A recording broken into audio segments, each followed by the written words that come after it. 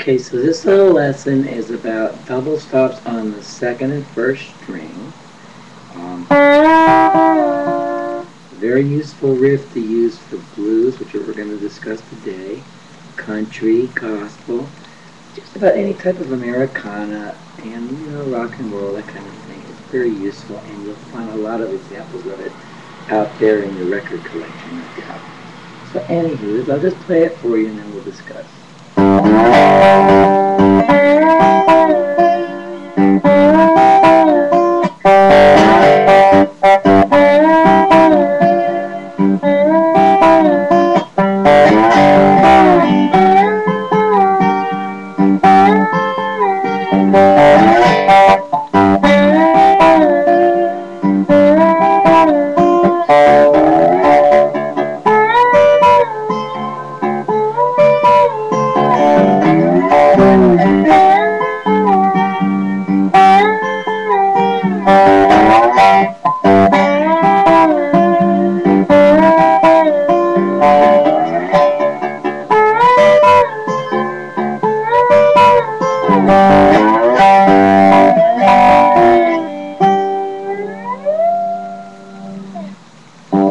Anywho, what's going on here is we're plucking the second string, third fret, sliding up here to the fifth fret. As soon as you arrive at the fifth fret, just pluck that first string. Now over here on my right hand, I'm using my ring finger for the first string, my third finger for the second string. This is the classical style of picking, finger picking. You may do it bluegrass or invent it your own way. It doesn't matter as long as it gets the job done. So it's going up like this. And as soon as you arrive here, you pluck that second string, slide it down where it started from, the third fret. And when you get there, you do the same routine. You simultaneously pluck the first string as soon as you arrive there. So it sounds like this. It's a very symmetrical riff. Okay, so the same thing happens when I move up here and also here. So what do these have to do with each other? Okay, first of all, here we've got these 5 frets here. Okay, we've got a G chord here because I'm using low bass G, which is D in the bass, and a G fifth. That's a D for the fourth string, a G for your third string, second and first strings are a B and a D. So this chord here is a 7. Now notice I'm playing the bass with my thumb over here. What I do is I take my slide, I don't know if you can see this, but I'm only letting the lip of the slide actually touch the string, which leaves this other section free for me to play with my thumb. And I'm pumping out the basic triplet, shuffle. Okay? So that's a basic rest position exercise you can try to do. Okay, now likewise, when this whole operation moves up to the C chord on the 5th fret, you've also got a span of 5 frets here that we're dealing with. So likewise, this is the 7th up here. This is C, that makes it a 7th. So those 2 strings there, we slide them back and forth. Okay. Now if it were a D chord here, which does occur here, it's the 5th chord of the G progression. Theory here we won't discuss, but you can check it out on your own. Likewise, here's the D. Here's the D7.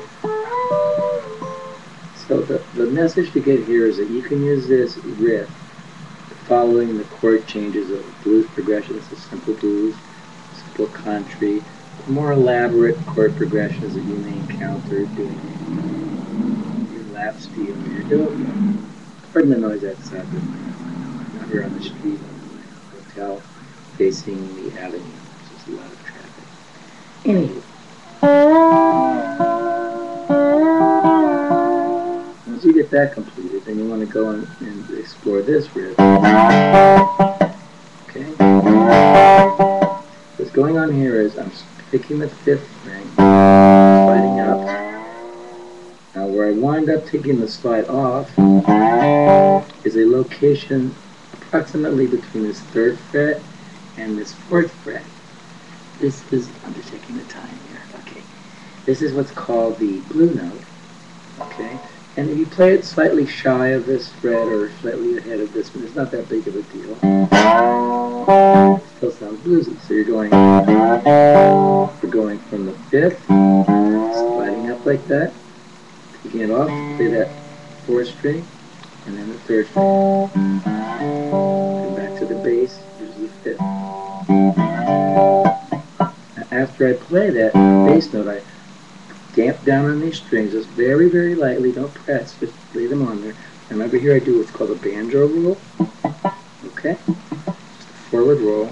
I'm doing the 5th string with my thumb, and then I'm plucking with my index finger, the 4th string, and the 3rd with my middle finger.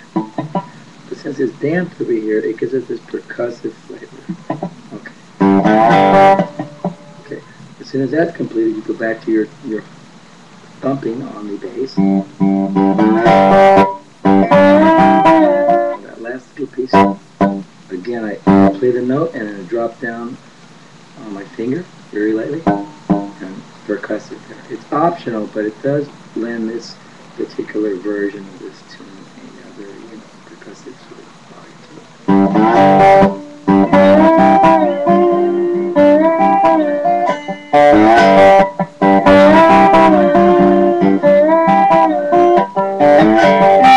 What we're doing here is to do the riff, and as soon as normally we go back to the bass.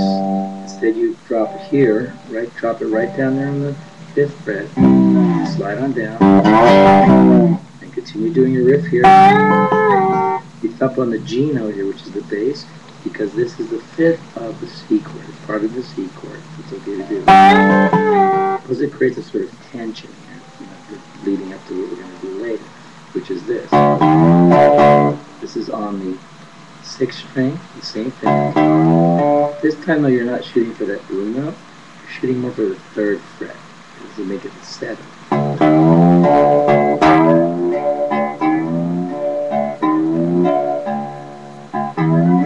Playing the 7th against it. Play up here. This is the 10th fret, the 12th fret, and instead of thumping the 5th string, which is the G, I'm thumping the 6th string, which is the D. Okay. Again, I do it, and I land here on the 5th fret. Slide it on down, there's the sando, and come up here, plucking that G string, the 5th string, and this riff up here, which is the equivalent of our C chord, it's on the 8th, the 10th fret.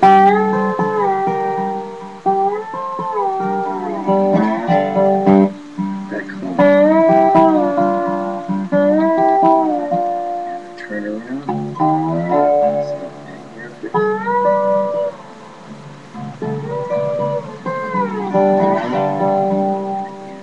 At this point, you can start the whole thing over again or end it. Right, I did a little riff here.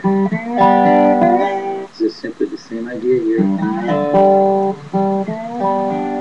You're shooting for your blue note. Remember, these two strings, since they're the same note, the 5th and the 3rd are both G notes, each at a time. You can do the same riff on this. Do it here. So you pick it up when you get right about at the 3rd or 4th fret, somewhere between there. Do that B string and that D string.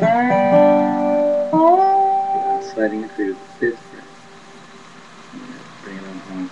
I take it up here to the 15th fret, which is the 7th chord in the key of G. That's how this little number works out, and like I said, you can take these riffs and transfer them to any number of different types of styles of music. Okay, bye now. Bye bye.